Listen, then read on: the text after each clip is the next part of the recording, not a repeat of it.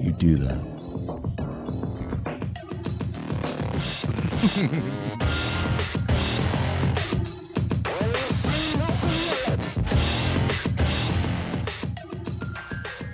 Oh, you can't tell by the way I lose my one. No time to talk. Who do you think you are? We were watching some, what are those, mashups? Yeah. Who's that? Do you know the guy's name? Yeah. Give him a plug? I mean, he doesn't probably need it. I think I'm going to start using them and then give him credit, obviously. We like leech off him? I mean, if we give him credit. He didn't write the song, so he can't. Is that going to be a new thing, though, where, like, instead of cover songs, we're just going to, like, mash songs up? It's a pretty popular thing. Because, like I was saying, I'd download a whole album of that shit. It's fucking cool. I mean, he can't sell it because it's not his work. No, he can't. I mean, he can give it away. Right, and that's what's really cool about it is you can make no money off of it. Can you get so advertising on YouTube? I bet this guy's got a shitload of subscribers, so he would qualify for advertising. He probably can't make advertising because he doesn't own. Oh, that sucks so bad. It's so amazing too because I bet he's got so much traffic. Probably that sucks so bad, dude. Oh, that sucks so bad. I'm trying to bring it up. William Moranci. I don't know what part of the world he's in. It's a great stage name. William Moranci. We're the fucking idiots, not him. Moranci. I don't know if he's. I don't know. You're an uncultured jerk. I just don't know what part of the world he's in. He's a talented dude. He is talented. He's good at what he does, and I appreciate his work. So we're giving you props because we might start using some of these for intro music. It's a great way to waste 8 hours. Yeah, for sure. Unless cancel culture gets a hold of it and fires us. That doesn't make any sense. Well, we could cancel ourselves. Hashtag cancel. Yeah, a happy medium. That's what we should do to get like a promotion. It's just like have like a controversial thing, and then have us get canceled, and then everyone will check us out to see the controversial thing. Because I was thinking about the SNL dude, Shane Gillis. That's who I was looking up his name. He sure. So anybody who's not familiar was hired to be on Saturday Night Live, along with their very first Asian male cast member. And the problem is on podcasts or YouTube, I've seen conflicting, like multiple recorded audio and video where he's saying an Asian slur, and he's also saying homophobic slurs. So he's been canceled. He actually did stand up last night in New York. I'd love to be at that open mic where you want to get on the list, and then the dude who got your dream job and fucked it up is now you're getting bumped for him. And he set up. This is his style. He's an asshole. And he says offensive stuff. And I don't see how that would ever work on SNL in the first place. Why would you hire some fat white guy who's like a dick? That's basically his style. I read his transcript of his jokes. I'm an asshole. Fuck you. Yeah, it seemed warranted. It seemed like the writing was on the wall with that hire.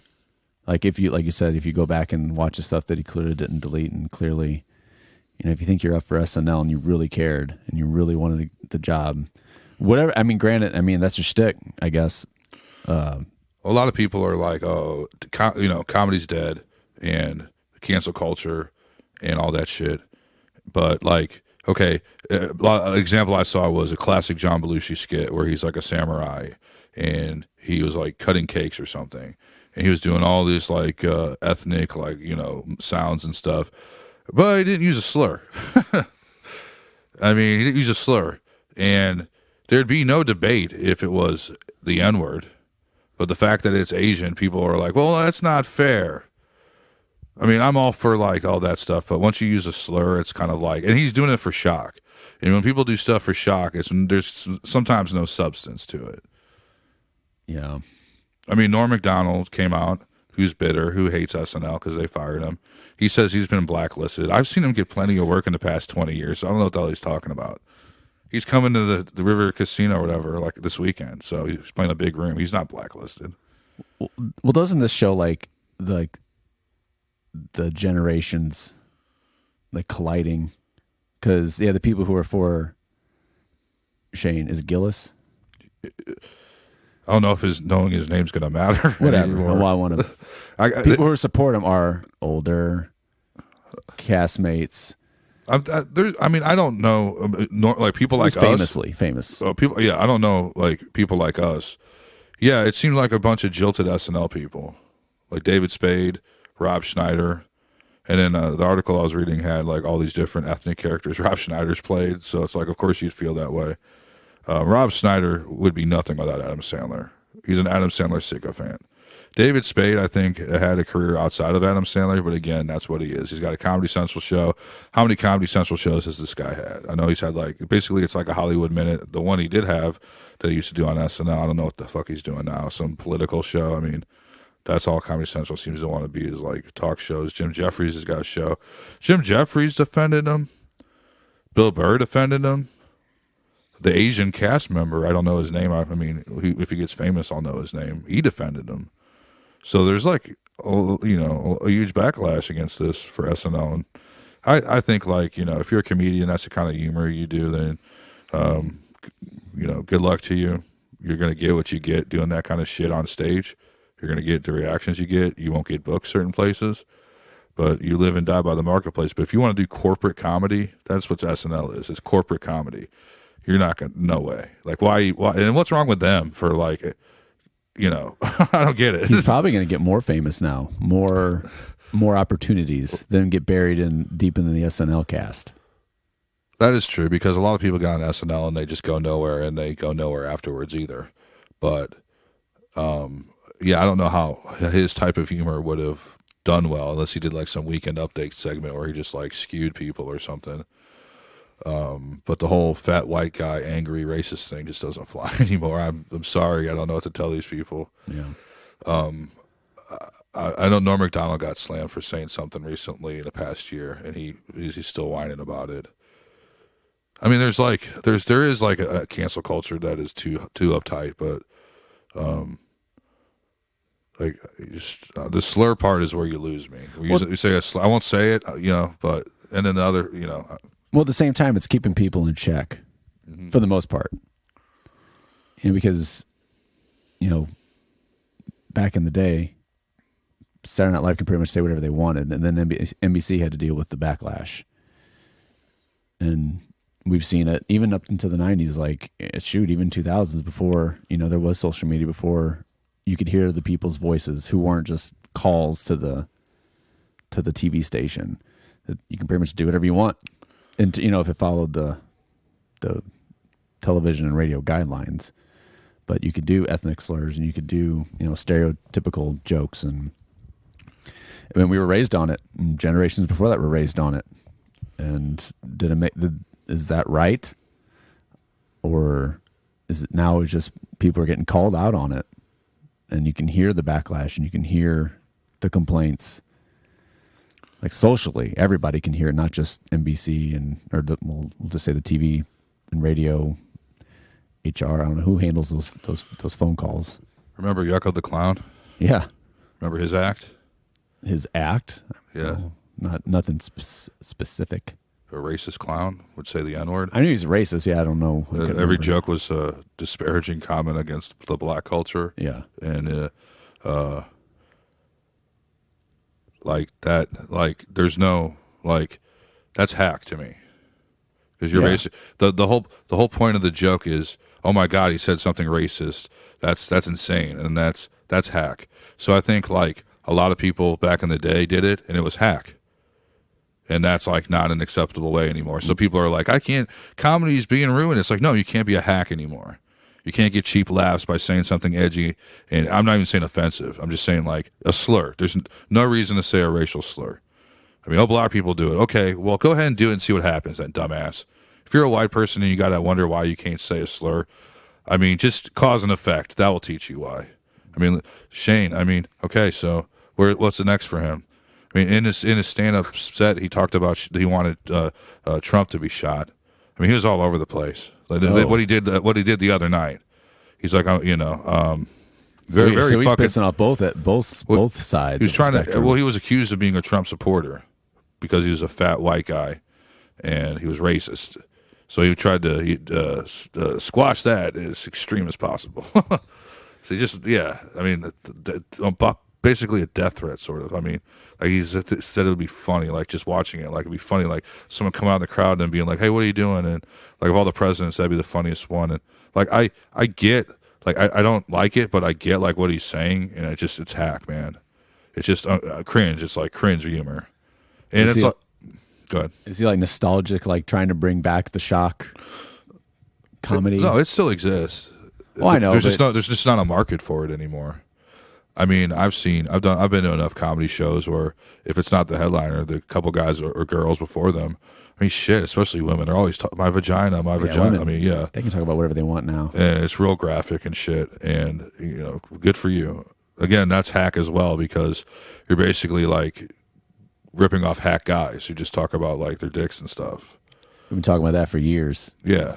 But you know what? Go ahead. I'm not saying women aren't funny. I'm not one of those guys. There's a lot of people that say women are funny. There's a lot of funny female comedians. But just like male comedians, there's people who go for the cheap shots. Low-hanging fruit. Low-hanging fruit. Yeah. And SNL, again, is irrelevant to me at this point. I think it's irrelevant to most of the country. Their audience is a bunch of social justice warriors. And I think there's people who will never give up on SNL. But I remember seeing like on the Comedy Central Facebook page, for some reason, there's some comedian, and I trolled him because I didn't like it at the time. I wrote like a comment, and this is back when I did that shit, like you're a fucking idiot or something.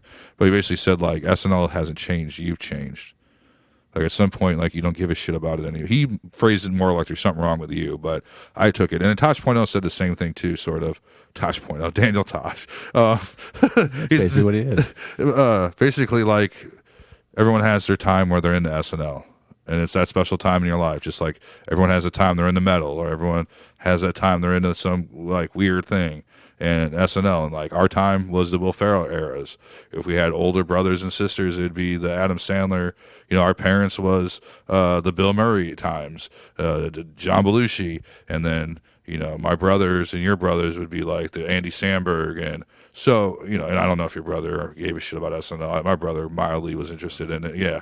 That's another thing is someone posted, so they're people want to go after SNL because they hate that it is become a pandering thing, like a politically pandering. And someone posted the ratings drops, that it had like 7 million viewers in 2000, and now it's down to an average of 3 to 4 million. Now that can be said for anything, though. That's reflection on TV. Right. I'm not going to engage these people because I can't take some stranger attacking my appearance, because that's what it turns into. They cheap shot you. I mean, I can take it. I'm just saying I don't want to deal with it. I want to like be happy. Yeah. But that's probably like the late night shows. I told you, I think in the last show we did, that like they bottom out at 3 million a night. So like I think most people are watching clips online again. Like that's how it's surviving. You. Here's the skit. Here's the Trump skit. With Alec Baldwin. That's what people are watching.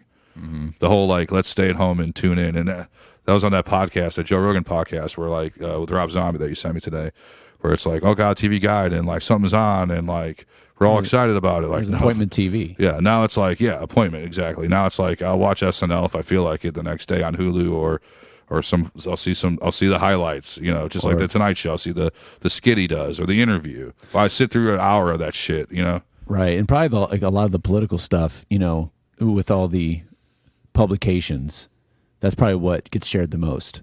Another Alec Baldwin impression. Alec Baldwin slams Trump. So you got to think like between Facebook and whatever, publication people subscribe to. I don't even know what the most popular one is nowadays, but they're going to share the Trump stuff. Or I mean, they did a couple years ago. I don't know what it is now, but that's like what is the most. I mean, it's not offensive stuff anymore. So like, what's going to be the top shareable skit of each show? It's something Trump related, or they're trying to like do the songs. I notice. They attempt to have the Andy Samberg like funny. They want to get that dick in the box, that jizz in my pants, get 1 million views on YouTube. They don't have them at. It's not. I've seen the songs, and they're okay. They're almost like the annoying part of the show. The few times I've watched it, it's they did one with Adam Sandler when he hosted, but it wasn't like a viral worthy. I mean, not everything's viral worthy. Right. But like they realized they had a gem with Andy there, because he was reaching people on the internet with his stuff. That created the clip, the digital shorts. Yeah. literally, it created the clip culture for. Is everything culture now? I don't know why the clip era. We'll say era. The clip era for SNL. Culture's the name of Cardi B's kid. So cool. Well, culture with a C or with a K. How do you spell that? K-U-L. I'm not even gonna try to spell something T-U-R. Cardi B came up with. No offense to her, but seriously, I saw something on Facebook where her fans are the kind that wash paper plates, and I thought that was funny. That's a good joke. Yeah, and that's not offensive. That's not low hanging fruit. No, that's intelligent. Yeah. See, so maybe this, in a roundabout way, maybe this is great for comedy. That's what I was thinking. Like, is it coming back? Like we were kind of mentioned earlier. Like, is the being ballsy coming back? Because there seems to be a real big backlash against this guy. Not just these SNL comedians or even these legit comedians like Bill Burr saying it. And I think like there's two parts of this where you don't want free speech censored. But then I've seen people like Bill Maher and other people who, for whatever reason, get away with it and use the excuse where he's a comedian, don't take him seriously. Like, they say something completely outrageous and it offends people on whatever platform. Either doing an interview or it's part of their set or it's on their show. And it's like, well, that's extreme. That's offensive. Chill out. He's a comedian. It's supposed to be funny. That doesn't work for everybody for some reason. It only works for certain people. Like, they don't think like you. It's like they're like this advanced life form. It's like you're some scumbag who lives out of hotels and plays casinos. Like, you're not a higher form of life. Like, well, especially for Bill Maher, like when you have like a TV broadcast, like a late night show or anything like that, where you're broadcasting to literally millions of, well, whatever, hundreds of thousands, millions of people. Oh, I bet he gets millions. And it gets archived and it can be viewed at any time. But it's another thing to do it, on the road, on tour, where you're just playing to just your audience. Even if it is, becomes a comedy special at one point, which will be seen by a million of people. But it's one thing to do it like Bill Maher, where he has a show every week, and his show is going to get cut up and clipped out, and that's probably why he's doing it. He wants to be offensive. He wants because that's press for him. If he plays it down, I know he's very. He's left still, right? He's pretty totally left. Yeah, I know he shits on Democrats, but he leans on the left. He's left, but he's like honest. He's not a panderer. He's not a blatant. He'll talk shit about the Democrats a lot. He was like Jon Stewart, where he'll be like, I fucking hate conservatives, but like this is bullshit. Like, he'll be honest, but he says extreme shit, and like that's where it's like, hey, it's comedy. Let's protect the safety of comedy, and let's not ruin comedy. And it's like, it's because he's left. That's why. And I'm not saying Shane is trying to desperately prove that he's left with his killing Trump bit that he did. But it seems like, I don't know. It seems like certain people get away with it and certain people don't. And maybe it's not a political thing, but like, why can someone make an extreme comment and be like, oh, dude, you just chill out? And it's like it's the same people that are like the ones that like flip out over everything. Like, they're the ones that go, chill out. They're a comedian. But like, something else happens and they're like fucking boycotting something. It's like you can't just like pick and choose when to be outraged. Either it's all okay or it's not okay. You can't just have like your people that they support your bullshit beliefs, so it's okay for them to step out over the line. But no, not Dave Chappelle. I don't agree with what he's saying. He's not speaking my fucking ideology. So comedy's dead. He's out of touch. He doesn't get it. It's like, well, Netflix ratings say otherwise. Right. And maybe you're out of touch. That was what I really noticed in the comments with the Dave Chappelle shit.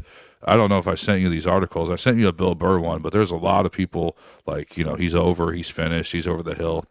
Such intense hatred in the comments. Like, you're over. Like, you're the minority. Okay. You don't fucking get it. And that's what you have to, and that's, I don't know if it's an age thing or just where we're at in this day and age, but like anytime someone has an article, who wrote it? How old are they? What race are they? There's always an attachment to it. I believe young people, and when I say young people, I mean like 18, 19. I believe that not all of them are PC pussies. I believe I believe there's people out there who are honest and stuff. It's just it's the loud majority or a loud minority of people. Like normal people don't like argue about this kind of shit on Twitter. Normal people don't put that shit out there and go blah blah blah SNL, blah blah blah SNL, blah blah blah, or blah blah blah Trump. Normal people, I mean, we've all been guilty maybe of it. I've done it. And then I realized like this is not a good thing to do because my name is on this shit and I don't intend for this to be as extreme, and I get some extreme response, and I feel like I have to defend myself because now you're like on stage almost, and everybody reading it can see you just got fucking slammed, and they insult you on any kind of fucking level, personal, any kind of fucking level you can think of, and it just puts you in a corner of unhealthy behavior because you want to get the last word, and then all of a sudden 10 more people join in, and they're like shitting on you. And are just making all these assumptions about who you are, what you believe, how you live your life based on one fucking comment that they don't agree with. It's fucking sick. But I got real disheartened and upset because it's like the world sucks. But it's like that's not the majority of people. Majority of people do not do that. These are sick individuals who have an outlet that they shouldn't fucking have. I mean, you really find it necessary to fucking shit on every fucking like blabbermouth, every article coming out of blabbermouth. Granted, they're written like shit and they're fucking stupid and they're reaching for fucking news. It's just negativity. Like you really, and I've done it too, where I like Five Finger Death Punch has got a new record. And it's more like a zinger, kind of like I'm trying to write a joke.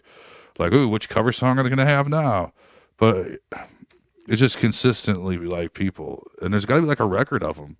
It's like just some accounts doing it. It's a cesspool, all of it. Like the writers have their take. And, you know, they're, I don't want to say jaded, but, you know, who knows who they're writing for and what they're being told to write and what they're being told not to write and what views not to have. And so you, like you said, it's almost like they're putting on a one-man show and then you get the cesspool of commenters that's poison pretty much. Most, I mean, depending on what site you're on, but most of the time it's poisonous. It's just like, you know, they're just attack. And then all this stuff gets shared. And then this is what we talk about. This is what, you know, that's why we're talking about all of this. That's why we're talking about Shane Gillis. That's why we're talking about Dave Chappelle, because it's backlash. It's just what we're being fed from Facebook, whatever we get our quote unquote news from. It's media. It's all media. Take media away, we wouldn't know shit. I was just going to say, like, if this was like, you know, the 90s SNL, and he did this, we would never fucking know. Mm-hmm. How many of those guys did that kind of shit we don't fucking know about? Like at clubs or whatever, or who, God knows. I mean, they didn't have podcasts back then. But, you know, Adam Sandler's albums are pretty fucked up. Yeah. I mean, I don't think he was ever racist, but pretty fucked up, man. Yeah. Yeah, it's, well, and it's even, was it Chappelle or Burr? It was Chappelle. Mm-hmm. He made a joke about it, doesn't matter when I did it. Doesn't matter when, at any time. But this culture now, these people can go back and you did something 20 years ago, 25, 30 years ago. Now you're a piece of shit. Career ruined. Yeah. That's like, it's a goal. Well, you notice how it only happens to certain people. Because Alec Baldwin is, I mean, he's a good actor. He's been in some great films. But if you know about him personally, not like I know him personally, but he's a world-class piece of shit who's constantly saying shit that's fucking offensive over and over and over again, fighting people. But no one digs up that Alec Baldwin said the F word for gay back in this time in this interview, or he called a reporter the F word for gay.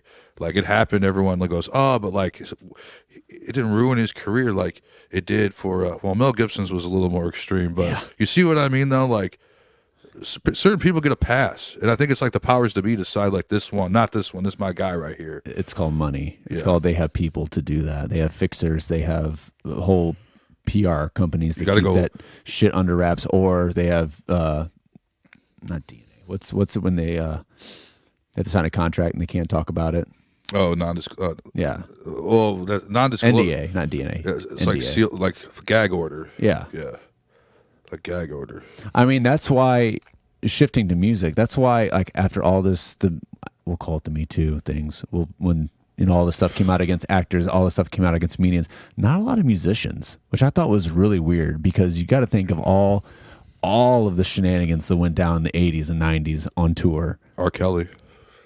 Well, let's just say a majority. Like, I was expecting more of this to hit the music.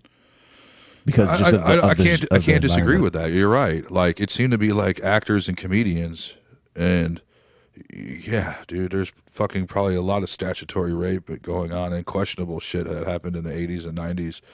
That, I mean, just think how many backstage or tour bus incidents. Motley Crue, man. Yeah, like, have you seen that movie? They made a movie about it. Yeah, but like, that's okay though. Actually, no. I think a lot of like social justice warriors were like, "This is awful. Like, this is like, this behavior is awful." It's like, you know, it's what it is. What it is. Well, like, you give these white trash kids money, and like they're gonna fucking be pieces of shit. I mean, and it all goes back to generation and age, because granted, we didn't grow up in our middle teen to young adult age in the 80s. But in the 80s, like, we at least know, like, yeah, that's what happened in the 80s. That's just how it was. Yeah. But when you're 20-something and now, when you're 20-something, you know, that age group now, it's like, oh, like, you know, that's terrible. That's because, so bad. That's so, but like, we, even though we didn't grow up in that era, we can say 90s too, because we grew up in like the Limp Bizkits, like, you know, totally all the shit. I mean, they came out with like backstage, I don't know if they were porns, I don't know, but like there was like backstage antics videos that they used to sell, where Fred Durst was like making out with some, I don't know, she looked like she was Girls Gone Wild, we'll say 18. Yeah, that's my point. They'll never have fly today. Right. But we grew up in that era. Yeah. I'm not saying it's right, but like, we're okay. Yeah, that's what happened. You know what though? To the 20-year-old kids who are like judgmental, they can go fuck themselves because they don't know anything about life. And this fucking fad, I don't mean to get harsh, it ain't gonna last. Everything goes through phases. Nothing. This whole PC social justice shit is gonna fly the other way. I feel like I thought this the other day. Is this like the return of the hippie culture? Yeah, it is. Like, I don't mean like hippie as like derogatory, like the 70s. No. Like, you know, there's protests, there's yes. peace, love, understanding, no war, no this. Everything's got to be just love, social consciousness, love. Social consciousness, protesting. I mean, you had the civil rights movement back in the 60s with the black culture. Now you got them. Everyone's up in arms, like fighting back against these police shootings. So that's similar. Then you got these fucking hipster douchebags who would be the hippies. So I'm thinking, if I grew up in the 60s, I was always like, man, I wish I was a hippie so I could do all those drugs and fuck everybody. Maybe those people were douchebags. Yeah. But I mean, these PC social justice warriors aren't living in communes fucking everybody doing acid. They're like, don't eat meat, be a vegan, and give me my safe space. Like, hippies were cooler. Baby boomers. but they got porn 24/7. They can do they don't have to go outside and do that. They can just do it by themselves. Oh, they can jerk it? Yeah. Hippies can jerk it too. Well, you know, I mean, I think, isn't that like because I don't know, they're I don't even know if they're made up, but the headlines, yeah, this generation's not having as much sex as previous, because, and they blame it on, or they say the factor is like porn is available 24/7 at any time. So instead of trying to get out and being so pent up, they're just jerking at home all the time. So they're not so pent up. Oh, good. They won't reproduce then. We'll have a bunch of fucking... I've read those headlines too. Like, this generation doesn't want to... PC pussy kids. They're choosing not to have children to fight climate change. Fucking stupid. Thank you. Yeah. Please don't reproduce. Please don't make more children. We need to skip a generation from you fucking pussies. Like, did you see the article where thousands of employees of Facebook and Google and everybody but Apple, because Apple was getting shit because of this, the big, whatever the big tech companies are, they're staging walkouts because they feel their companies are polluting the environment too much. Is it a union? No, I think it's just employees. It's we'll call it the walkout culture, or the protest culture. Like, we're going to stage a walkout because we don't agree with this. Which, okay, that's point heard. We understand. Well, we don't understand, but okay, you have a point. But you want to stage a walkout for a company that's paying you to do a job. So you don't want this company to pollute or whatever they're doing. Okay, well, that probably means they're not going to make as much money, so they're going to have to downsize. So you're probably more than likely half of those people are going to lose their jobs. So you're protesting a walkout, and it might even be for an hour, whatever. It's also like, look at me on social media walking out. I'm such a great person. Very social media. It's also, very just the PC babies. Who the fuck are you? Right. Like, who the fuck are you? Like, did you not realize that when you took the job? Like, you're gonna take a job at a company someone else owns, and you're gonna change them. Well, not only that, like, where else are you gonna work? Well, give all your fucking paychecks back then. Yeah. You took that money, then you're contributing. So you're going to walk out, make some spectacle, and then obviously we all know, go back working there, probably. Right. And if you really want to be hardcore about it, okay, quit. You don't believe in their beliefs, that's fine. Where are you going to get a job at? You're going to work from home, obviously, because... How'd you leave your last... What happened at your last job? I walked out. Okay. Why? Well, those are climate change. Yeah, it's all done. Well, depending on that's where what I mean. No, they're going to ask, why did you? Well, because I believe if you're some interviewing for some foo-foo company, they might be like, oh, that's so bold. We recycle here. Everything's paperless. Some guy with like a bald head and just some ponytail. Like, yeah. It flip-flops. And their company's probably going to be gone in 3 years. Yeah, and it's probably like daddy's trust fund money that you just pissed away. I mean, I'm trying to see down the middle because I get it. Middle ground here. I get it because...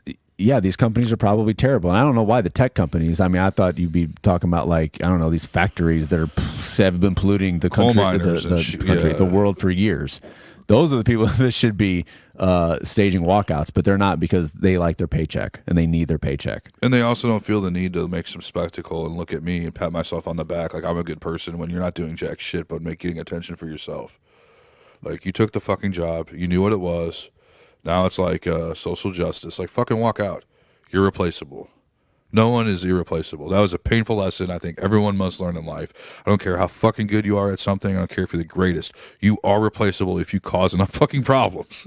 It doesn't matter how much money you make for somebody. It doesn't matter how effective you are. If you're a fucking dickhead and you fuck shit up and cause problems, it doesn't matter. Eventually...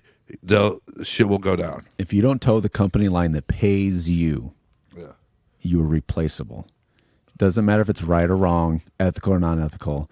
If the company, whatever that company is, if you don't toe their line that's paying you, wouldn't it make more sense to everyone just quit? Like, because it's fucked up if you think about it. Because we're mad that you're destroying the environment, so we're gonna walk out. But we still work here, though. It's like, no, separate yourself. Abandon ship. We're going to change. Like, you ain't going to change shit. They may make some sort of fucking, like, deal with you where they're going to, like, do less of something that does something. But, like, quit. And then never use Facebook. Never use, what are the other ones? What were the other ones? I don't know. Never use any of these Amazon. products that Google you can't. And Amazon. Yeah, never use those products. Good luck living a normal life. Yeah. I mean, how hardcore that's the difference are you? between now and the 60s. Is the 60s, those people were fucking hardcore. Yeah. These people are just finding bullshit to complain about to try to be like, we're changing this horrible world. This horrible world that we live in that has been beyond horrible since before you were born and will be beyond horrible long after you're fucking dead. This is not new. Yes. No, people don't realize. I mean, it's getting worse. I'm not saying it's getting better. Again, the Middle Ages, the Dark Ages, I mean, the times of Jesus, those are horrible times, man. Yeah. I mean, so you think people back then, like, we're going to walk out and protest the king? No, I'm not saying. Well, I'm not saying that's okay. I'm not saying that's okay for that's not an okay consequence. No. But I get it though. It's a pretty. Let's go slightly farther back. And I'm not trying to sound like some angry old man because I'm desperately like I'm not old. I'm still cool. It's probably my narcissism. I mean, desperately like I'm not over the hill yet. I mean, you know what? If you're over the hill, be the best over the hill motherfucker you can possibly be. There's nothing sadder than someone who doesn't accept. Hey, you're just not cool. Not cool, but. You know what? I had my time being a shitty fucking kid. I'm ready to be a shitty fucking adult. But, fuck, dude, I got sidetracked. What were we talking about? I was drinking some wine, that's why. The Middle Ages. Oh, okay. So let's even go just a little bit farther back and just go into the 60s and 70s. Like, you were treated like garbage. Like my grandfather, and I'm not saying the times where he grew up were okay, because obviously there were racist times and huge injustices, sexist, racist, beyond homophobic. You probably get killed back in those days. But, like, You worked 15-hour days and you're treated like fucking garbage and you were fucking thankful for it. Yeah. It was that simple. Like, we got a generation of people that don't fucking work. Like, don't want to. And they'd be dead in like the pioneer times. It's like, oh, I got a check. I mean, everywhere I've lived, there's people, and I'm not judging you. I'm not judging these people, but there's a huge culture, and it's what I've experienced is largely white people who get SS and don't contribute it, and that's fine. I'm not judging you or anything, but like in 20 years from now, like what the fuck are you gonna do? Because eventually, like, you go for a job, eventually something happens and you lose that. You go for a job, you've never had a job. Like, what are you gonna do? And that's a huge. It's getting worse. Those people those people are fucking breeding like rabbits too. Well, that's scary for us too. I mean, we're all dependent on each other to some extent. We're gonna. Yeah, I think Social Security won't be around for us. So I'm gonna probably be working till the day I die. We're gonna be working their jobs. Fuck them. If they want to stay at home, we'll have to work at Walmart when we're 80. Well, that's another thing. I didn't want to against that. I'm not against working at Walmart. Yeah, nothing against it. It's not a dig, but no, we're gonna need. They pay well. You can get it. I'm just saying, our older age, we're gonna have to work those jobs. I'll be a greader. Yeah, a greeter. That's what you meant, right? Like, well, they'll be replaced by robots by that. That's time. what I was getting at. So these fast food jobs, like, they're getting more consolidated. I'm always bitching about radio and TV being consolidated. Like, it's getting to a point where you just do everything on a kiosk, so you don't have to even you have to talk to anybody. Yeah, and then like some guy back there makes it for you. That's their answer to minimum wage being $15 an hour. Some of them are even have the robots making it, doing the burger flipping and the fried. Robots. And then you're talking about how everyone like is watching porn. They got sex robots coming out, and they're like realistic. If you read the articles, they look just like women. I have a few up in my closet right Well, now. they're really expensive. I would say you probably can't afford them. I can't afford them right now. So, that Bill Burr bit about the... Well, it's awesome. Beyond like some fucking blow up doll, dude. Like it's as real as like it gets. 2 questions: is that gonna like ruin reproduction, or everyone's just gonna like have sex with a robot? And 2, if like you met some dude who was like real open about having a sex robot, like would you be like, that dude's weird? And then in 10 years from now, would you not be like that? Would you be like, that's acceptable? Everyone has their sex robot. It's just like, it's a thing where everyone has like their robot where they just like have sex with. Okay. Like, that's fucked up, kind of. The answer, 1, I hope so. I hope it. I mean, people need to stop breeding at the same rate we've been breeding for also generations. Safe way to experiment with sex, possibly. Yeah. Versus like messing around with people you shouldn't mess around with and bad consequences. Now, I hate, this was, I think, Whitney Cummings' joke. So she's funny. This is her joke. She's a good comedian. Don't butcher. You gave her credit, right? I'm not. It wasn't a joke. It was like teenagers should get sex dolls instead of eggs to take care of. Or boys, experiment, know where things are. And maybe have like. When you said eggs, I was thinking a different kind of eggs. I'm like, what are you talking about? Like, no, like sex, those vibrating. I'm like, what are you talking about? No, like the. I know. I was like, what the? Instead of like a baby. Yes, like a fake baby. You have to pretend to be an adult, and so you won't have sex. So you'll know what it's like. Each boy or girl, they should get sex dolls to learn. Whatever. Yeah, okay, the Dad. Anatomy. Okay, Dad. Would you be okay with that, Dad? No. Yeah, you'd be like, get the fuck out of here. I mean, I don't have. Yeah. Oh boy, see that's where it's sexist, because I'd be like, go fuck your doll, son, and get out of my face. But you don't like it? Go fuck your doll. Be like, son, have you fucked your doll today? You got a lot of energy. But a daughter, I'd be like, if I see you with that thing, I'm gonna fucking kill it. I mean, that's just that's unfair. That's just a weird daddy-daughter relationship that I'm sure you understand. Not yet, but I will soon. Oh, yeah, sorry. Hopefully not that scenario. No, I mean, just scenarios like that. Your school is sending home $6. You need a new school, what school do you go to? Yeah. And how much is tuition? Because if I got to pay for that thing. Oh, I'm sure it's like, got to have some fundraisers for our annual sex doll trip. Consent doll. They're going to call it the consent doll. Yeah, well, there you go. So, like, if you this are, hurts. Please stop. yeah, I changed my mind. I hate you. I'm good. Oh, What sucks? I'm going to joke about that. Well, it is a serious subject matter, and what sucks is, too many points I want to make here. You can be light about serious subject matters. That's a good way to deal with serious subject matters, is being light and comical about it. But again, what our friend, well, he's not our friend, Shane, maybe he can come on our podcast and say something offensive and everyone can listen to it. Because I'm sure those numbers went through the roof. Whoever's podcast it was probably like, yeah. Dude. But you could talk about stuff that's uncomfortable. That's the whole point of comedy. I think these people try to defend is you have the right to say fucked up stuff, but it's got to be done in the right way. Yeah. So like you can joke about, sexual assault. Good luck. I'm not going to, like, as a wannabe comic. Not me. You can. Good luck to you. I wish you the best. And if you can pull it off, I respect that. I'm not comfortable.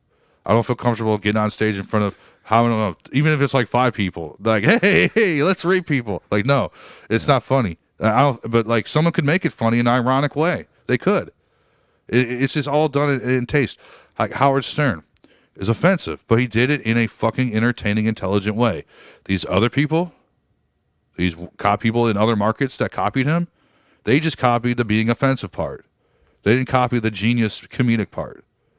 We don't have to name names, but we know. Isn't it a formula, though? What? Like, you say the offensive thing that you think that person means, and then you bring it in a roundabout way. You bring them, the morality and where it's not so bad, and then, you shock them with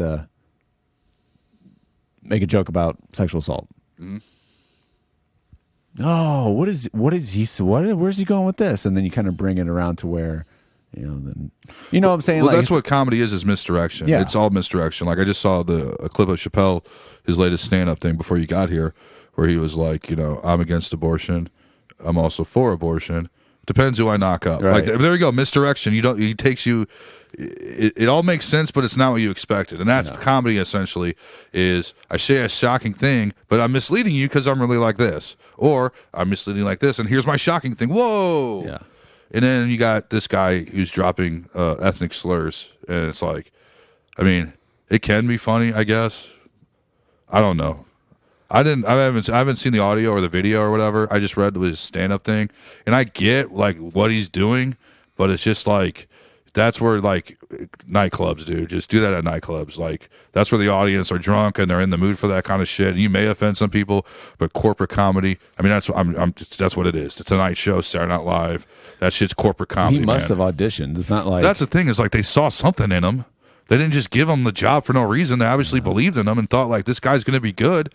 That didn't. Is this some weird publicity stunt? Maybe. And they also hired the first Asian guy they've ever had. Remember Bobby Lee from Mad TV? Yeah. It's like, you're a little late on that, guys. And you want to pat yourselves on the back? Like, good for you. You hired the first Asian guy. You've been sleeping for 45 fucking years. And then you guys get shamed because you don't have any black actresses. Sashir Zameda, you fired her. Leslie Jones is leaving. And then you hired another, a black female writer who got fired. So you guys are all bullshit. You guys are like, we're like, social justice. It's like, only when it's convenient. That's the whole bullshit about social justice. Is it's all bullshit. Is Lawrence still Vince McMahoning that, or like it's all his? Like, does he have like all creative control and everything goes through him, or is he passed that down and he's just there? Well, he's in his fucking 70s, man. That's what I mean. Like Vince McMahoning it. Like it all goes through the crazy old 80-year-old, all the decisions and all the. I think that he's. Let's see. I remember reading about Fallon. Fallon's having a lot of trouble competing with Colbert, and they brought in a guy with Fallon like to help out or whatever. I don't know titles or whatever. And I read that he was not happy with Lauren and felt Lauren was out of touch and not in the relevant game. I think Lauren's in his mid 70s. I have a feeling he probably just yeah, that's cool. Howard Stern again. So. Dana Carvey was on. This is again getting lost in a YouTube hole, not on my own videos, but of other people's videos. What's our happy medium? YouTube. Subscribe to it. Yeah. Well, no, say it, dude. We don't have a URL, so it's hard to. Yeah, subscribe to us on YouTube.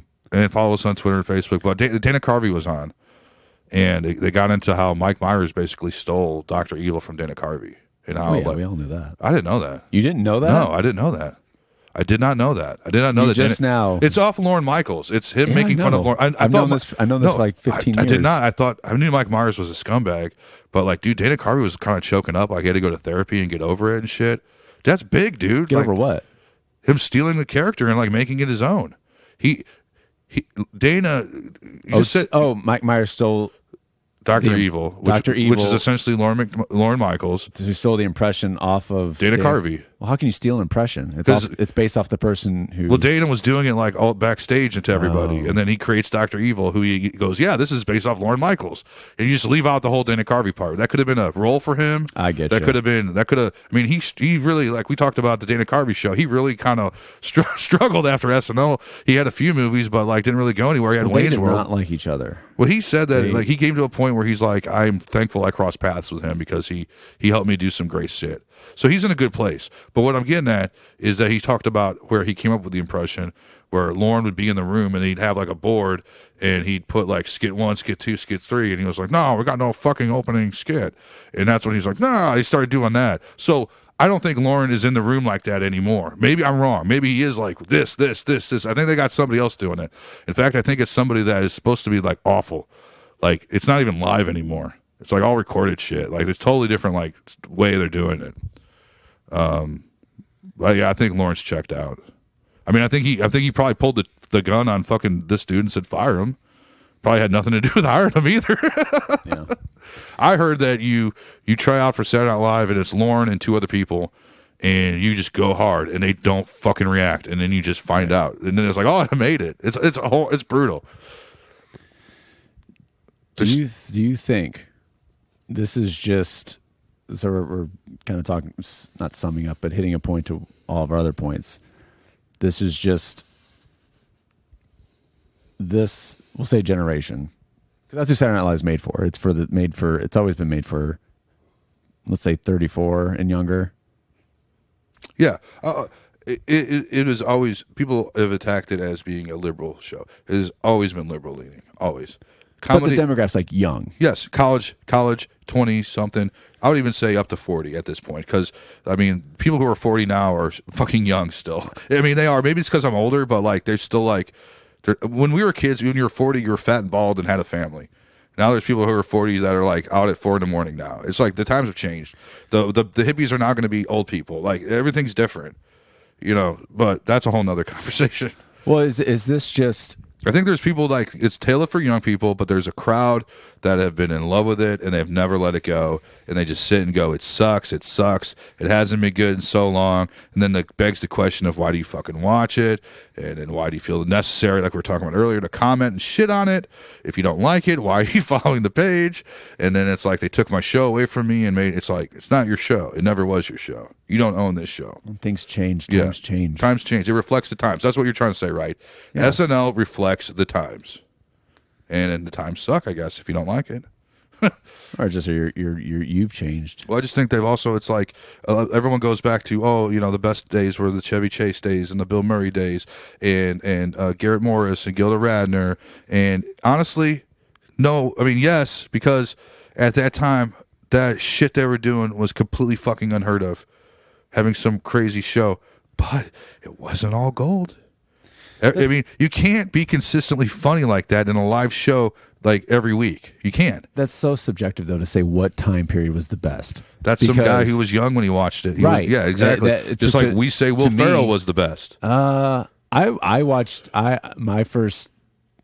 I would say I love the Dana Carvey era. I watched it at a really young, because my dad watched it. I watched it at a really young age. So I grew up with Sandler, Farley. I did Hartman, too. I love Phil Hartman so much. I did too. Like my parents would stay up and watch it because it was a thing. It was like, it was a point. It was TV. Like it was like edgy for us too. As children. I felt so like, ooh, I'm watching Saturday Night Live. Like I feel like it got less edgy, even with Will Ferrell, because I remember when they. Adam Sandler days, they tried to be like real shocking, like real sexual and stuff. I just remember when they replaced the cast. It was almost like from one season to the next, everybody was new. Except David Spade.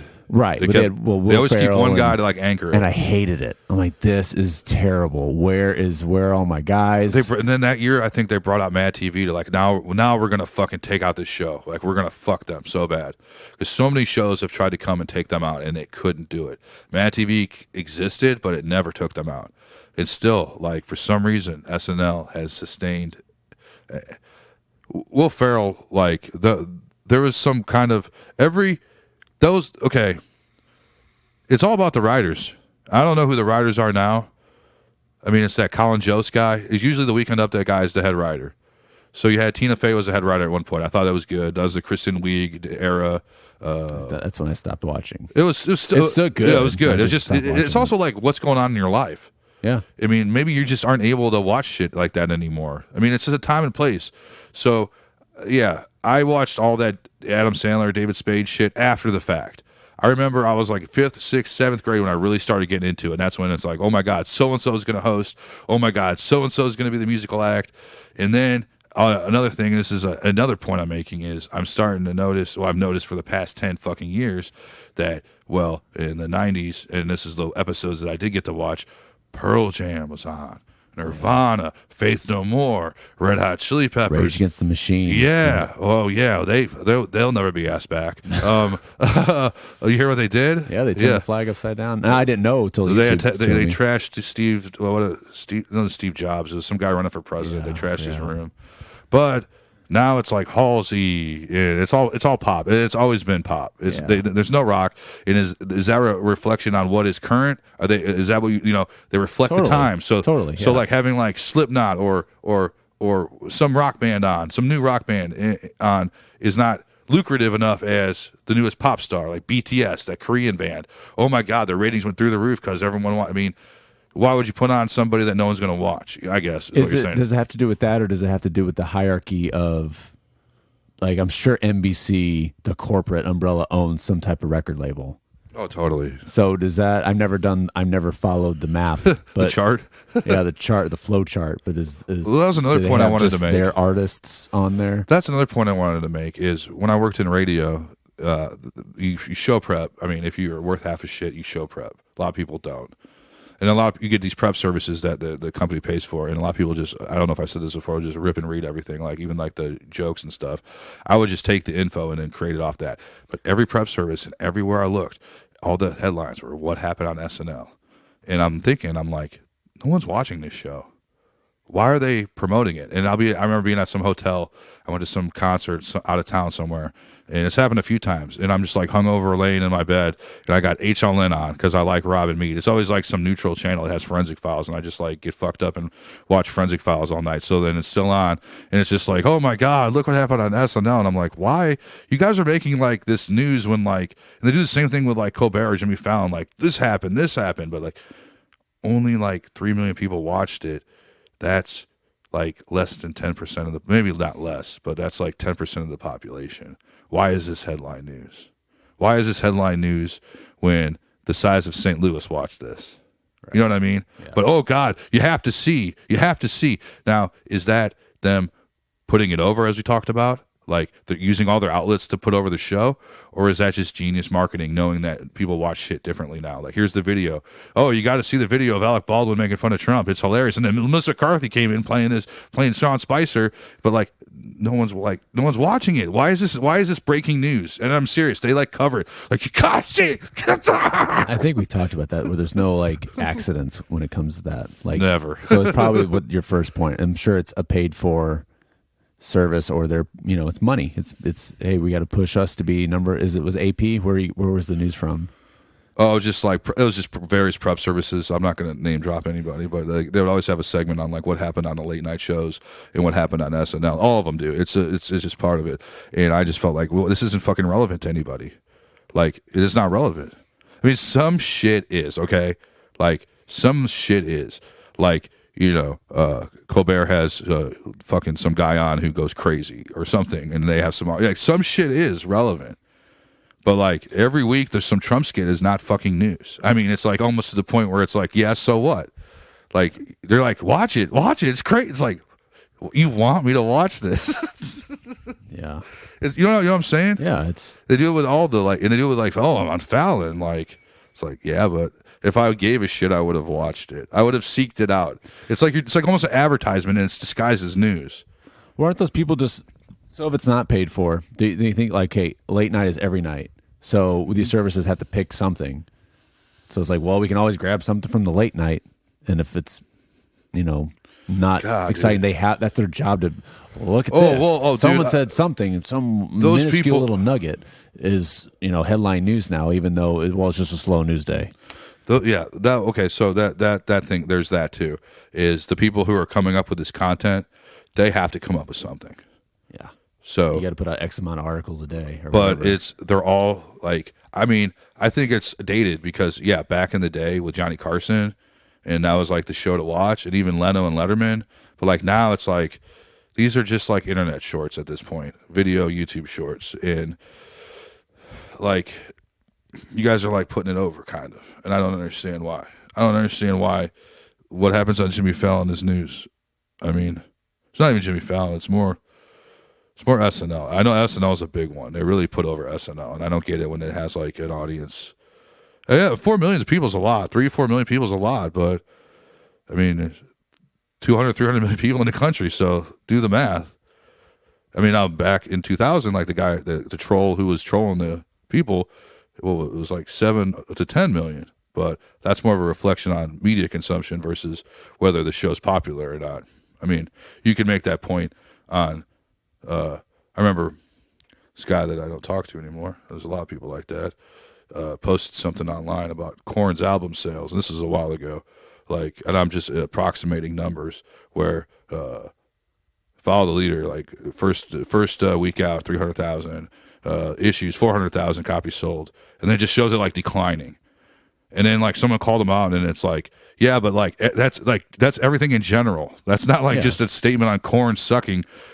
Okay, their last album sold 50,000. Well, so did everybody else. That's good now. Right. Oh, especially music. So that applies to TV too. So SNL has 3 million viewers. Well, that's the standard then. That's good. You know what I mean? Yeah. So I don't know. We talk about media consumption. We'll stick around with NBC. We'll stick around right now. Stick around. We got hold on another streaming service coming your way. Yeah, NBC. So yeah, man, this is the NBC podcast. We got to get our spot in. Well, yeah. Hey, there's an opening on SNL apparently. Hey, they're looking for a fat white guy. Hey, I don't think I've said anything racist on this podcast yet, have I? I haven't. I mean, this whole podcast is just a campaign for Matt Murtaugh to be on SNL. Yeah. No, my goal is to boost these numbers, is to get on SNL and then have something offensive on this podcast, and it'll boost our podcast numbers. And yeah, my career will be shattered as far as SNL career, but I don't.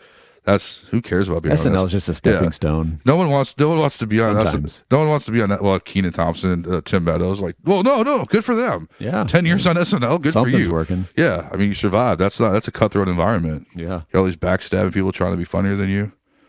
But yeah, so NBC's got a streaming service out. It's coming out, and another streaming service. Fuck, who are they partnering with? GE. I don't know. Who does NBC partner with? No, this is actually smart. So CBS has one called CBS All Access, and totally.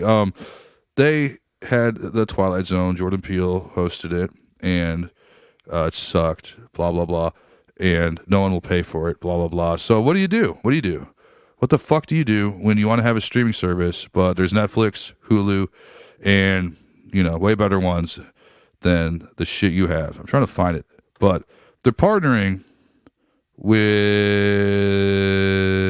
the cable company, Comcast. There you go. So they're partnering with Comcast, where you get it through Comcast. You get the streaming service, and if you want it, if you don't have Comcast, then you have to pay for it. That's a genius way. Cable's dying, which is one of my topics. I think I sent you. What was it? Cable, fuck cable. But you have Comcast, you automatically get the streaming service, which has all the NBC shows, like The Office, Friends, new shows by Lorne Michaels. So apparently he is doing shit. That's what people want, more stuff from Lorne Michaels. But yeah, so it's not hanging by itself. It's tethered to Comcast. You know what I'm saying? That's good. That's fucking CBS All Access should have done the same fucking thing. There was, and I don't know if it was. Maybe they did. I don't know. I don't know if it was 100% my idea because I've talked about this with multiple people.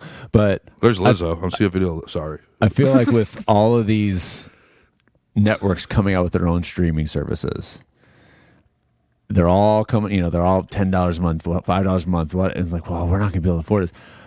What if this is all just a huge? I'm not going to say conspiracy theory, but just a plan to just push people back to cable. Cable's so expensive, so I'm just going to cut the cord and I'm just going to get Netflix. And then it's, oh, well, now I got to get Hulu. Well, now I got to get this. So cha-ching, adds up. Or I can go back to the old formula and pay $100, whatever it is, whatever cable will be, and then you get everything again. Because now, like, you can get cable, but not cable. You get like an app, a streaming app, so you get the same. You could get the same shit on demand, just like Netflix, but it's all the TV shows on demand. You know what I mean? Right. Well, you get Comcast. You can get like an app, Comcast app. I'm pretty sure. But that's just. Well, yeah, you're right. That is Comcast. So it's cable, but it's not through a box. But you get everything though, like you said. You get all the channels. You get it all on demand. But that's just Comcast though, like because Comcast has competition. Will it be everything?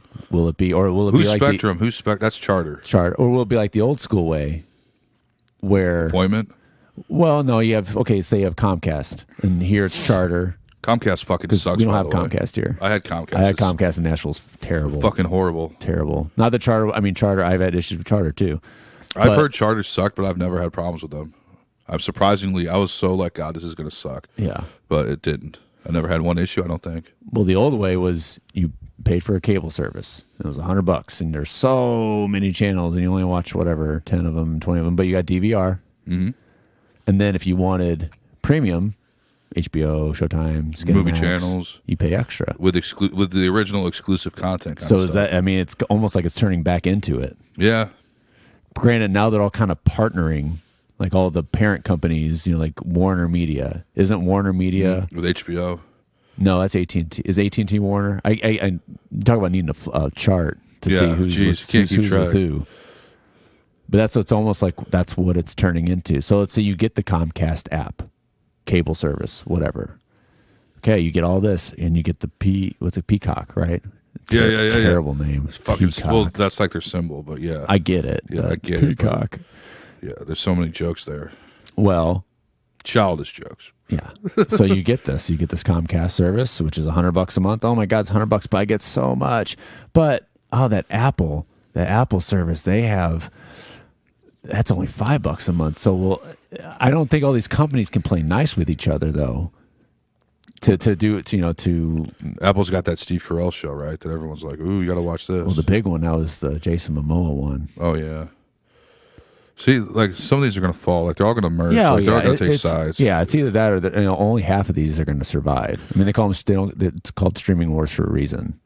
It's not really happening with audio though, is it? Like Spotify, is Pandora even still around? I haven't heard of Pandora in a while. Pandora got bought out by somebody, or they bought out somebody. They sold out.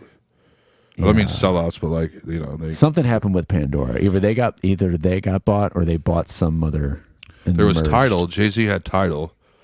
Which was... I don't know how is that still around? I don't know. It was a disaster. It was like, I told you, like, Kanye West would release an album only on Tidal, so you had to get it on Tidal. But the problem is that's not possible. They all tried that. Like, Taylor Swift tried to do that. It was a Apple... or Spotify exclusive. They all tried to do the exclusives. I don't see the point of that. Okay, it's... Back, like I don't think they still do this anymore. But like the CDs on Target, like only available at Target. They used to do that. Like Taylor Swift, like you can only get it at Target. But that's easy. That's a one trip. I own the Taylor Swift CD. I'm not going to join Spotify. I'm not going to cancel my service. That's what they want, though. It's not going to happen. To her loyal fans. But guess what? It's going to come. It wasn't just exclusive forever. It was only exclusive for like 2 months or something, whatever it was. Right. But they're all the big artists. They tried that. I don't know if they do that anymore because Taylor Swift's latest album went everywhere right away. Yeah, I'm not a big fan of it. I like some of the songs, but her singles really suck. I mean, I'm not gonna sit here and say she sucks. She's talented, but the singles she has right now are fucking garbage. Like, you know, you're 30 something, and you're like doing this mean girl shtick, and then you're some broken hearted person, and you know, it's like Nicki Minaj. Like, I think she fucking retired. I saw some headline. I don't give a shit to read, but it's like you're almost 40 and you're acting like this little kid acting fucking, you know the kind of girl that like talking like a baby voice, kind of like when they're real young, kind of like, and then like when they're 40, it's like disturbing. Yeah. Like a girl that's like drunk when she's 20 is kind of like cute, but then when they're like 40, it's like disturbing. Yeah. Well, like Taylor Swift, like being this whole shtick is like disturbing to me, and all her fans are assholes, like little spoiled brats. And like she's in some ad where she's making like some milkshake from somebody. It's like, that's real fucking funny.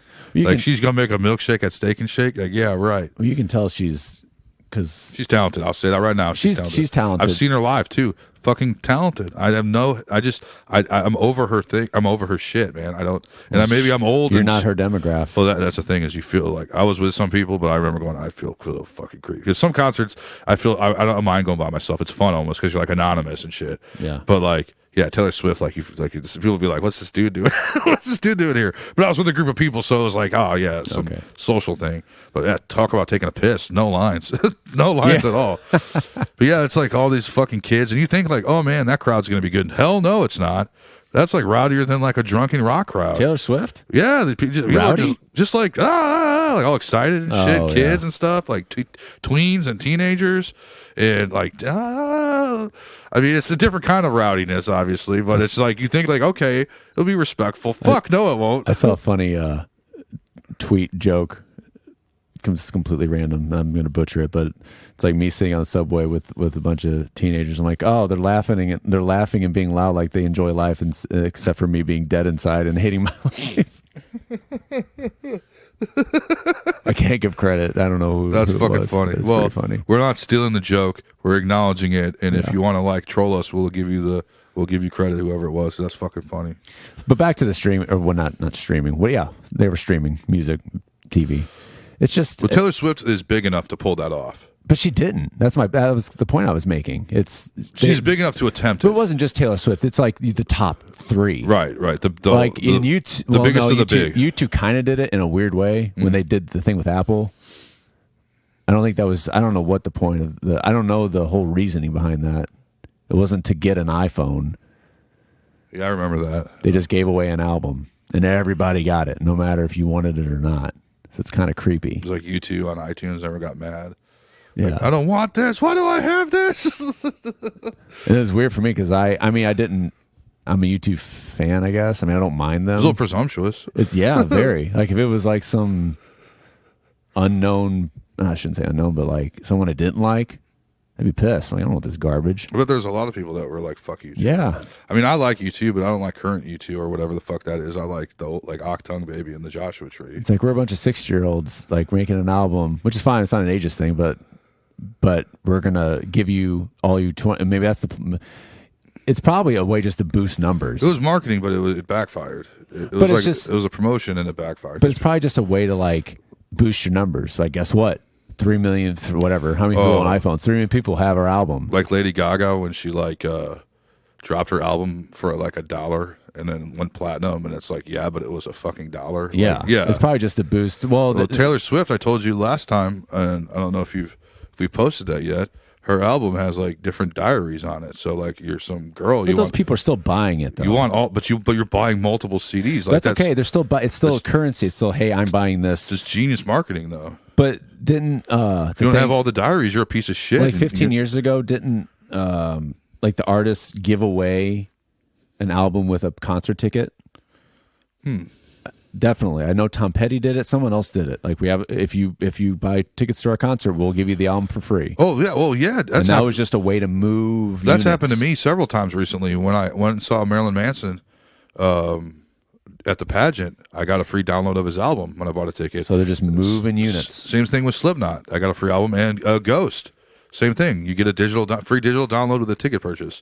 So does that count as a sale? Yeah. Well, I don't know about a sale. That's Swift, well, man. It is. I swear to God. Swift. This isn't new, though. This has been going on for a while. I just noticed it. I remember going, wow, that's cool. I got it's the just album. like fudging analytics, like we've talked about. I think it's just whenever it comes time to, hey, look what we've done to get funding or to get whatever. I don't know, whatever it is. We've moved 300,000 units with our last. Were they purchases though, or were they just attached to? It's the headline. It's else? the headline. Don't read the article. Just read the headline. Yeah. Moved this many units, but did you sell them? No. Yeah, you gave them away. Business. And then that leads me to another thing: is that free or is that factored into the ticket? Because they acted like it's free, but it's like nothing's free. What do they get out of this? They really get out of. I mean, is it really about fudging numbers? Giving me the new Ghost album? Well, what's really the cost of a digital download? Yeah. Or or you're saving. Maybe you're saving money on not having. I could buy it though. This is way dated, but that's me not buying it. I don't buy music anymore anyway. I'm one of the streamers. I do Apple Music, but like I could have bought the new Ghost album or the new Marilyn Manson album for all they know. And now I'm not. So they just missed out on what, $12, $15, and how many? Yeah, but how much does it cost to produce those CDs or you tell or me, vinyl music records? Man. You tell me. Oh my God, I don't know that anymore. Let me tell you something. So it was the pageant. It was sold out. That's 2,200 people at the Marilyn Manson. This is an example. That's 2,200 people that got a free digital download. That's 2,200 people that aren't going to that say maybe 100 of them would have actually bought the album. You're missing out on sales. And no one's going to that concert because they get the album. They're going to the concert to go to the concert. I don't get it, man. I don't get it. I mean, I'm happy. I think it's great. I got the album. Awesome. Cool. Maybe it's just justification to whoever funded that album. Just promotion? To, how'd your album do? Well, instead of showing that we only sold, whatever, I don't know, 20,000. Is that a lot nowadays? Actually, yeah. Okay, let's say 5,000. It's not a lot, but it'll get you on like the charts. So like Manson's new album with 5,000 units in the first month. Okay, that's bad. Yeah. Okay, he'd be getting trashed. If those units are just CDs sold, we'll do old school CD or even vinyl. 5,000 sold, or it counts with every with every concert ticket bought. Well, that 5,000 turned into 50,000 or whatever, 60,000. Well, he did actually sell 50,000 his opening week, and so it's hypothetical. Is that 50,000 right from generic sales or through the concerts? Probably through everything. So you're fudging number. I mean, whatever. These people have the album, so technically they didn't go out of their own way to buy it, but they have it. So they're doing it for a reason. But I just don't get it. Maybe I'm terrible at marketing or promotions, but it's like you'd want people to buy the album. Well, why are they making? You go to the concert, you play the songs, you play the new songs, and I don't know. Well, it's the question of why make albums. Maybe for those artists. Maybe it's only like certain legs of tours. Like, do they do? Because I mean, these guys tour like years at a time now. So is it just like, okay, he's doing the pageant? I guess he's doing a club tour. Maybe for this club tour, he's doing it. I mean, it was the same thing with Ghost. They played the pageant, so. Maybe it's Slipknot was a big fucking place in Lexington, Kentucky. So I don't know. We all know it has something to do with money. We all know that. Oh, it's not charity. I guarantee you. So maybe it's just maybe they get half. I don't know. I don't even know how the business model works anymore. To make an album, who pays for it? The record company. Is still? Well, who else would?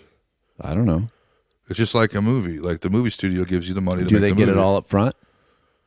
Well, I thought you told me, and you can correct me if I'm wrong, that they give you X amount to fund the album and your tour, and you either make that back or break even, or you're in debt. And back in the old days, and you're never. Well, the old days being like what? I don't know what I don't. Well, before music crashed, the music industry crashed. I think they have a laboratory and they manufacture what they want, and it's a person in an image, and they sell it. Pretty soon, it's gonna be all robots making music. It's gonna be fucking. They're going to make holograms. They're going to go like, oh, let's see. That's live, but to make the music, it's just going to be music. I have seen this. This is a real thing. Music based on algorithms. Really? Yeah. That's insane. I've seen it. Or whatever. So I've seen it done. No, I saw. So robots are going to be banging groupies? Sex dolls. We are the robots. Have you heard that song? Kraftwerk? Yeah. Oh. So you said something about, the hologram. Yeah. I know they have a Dio hologram. I think that maybe they're doing a Tupac hologram. Okay, do you know this? It costs like a lot of money to see him perform. This is the future. Yeah. And not only, I guess it could be hologram, but this kind of, we're tiptoeing into the era of deepfake technology. Mm-hmm. So every week I see, this is, I think the latest one was, this is what Will Smith, or this is what the Matrix would look like with Will Smith as Neo. Oh yeah, dude, I've seen that shit. And it's coming out more and more. Yeah. And it just makes you think, as soon as that technology catches up or becomes affordable, once that becomes less to pay for to make movies that way as opposed to all CGI, that's how movies are going to be made, because you can bring back any actor.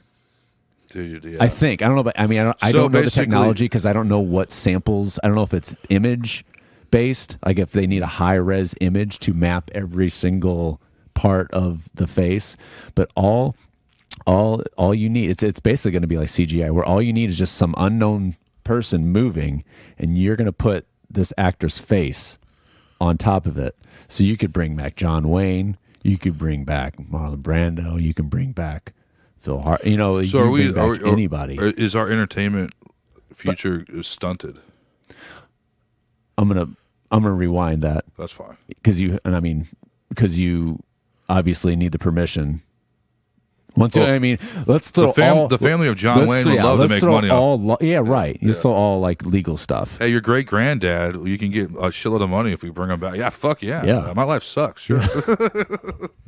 So yeah, just seeing those clips, it's just like anything that's processed. I don't know about live, that would take a lot. But just think, once all the great 80s bands, all the members are dead, but the music's still going to live. Mm-hmm. Granted, holograms are cool too. But what if the technology's there?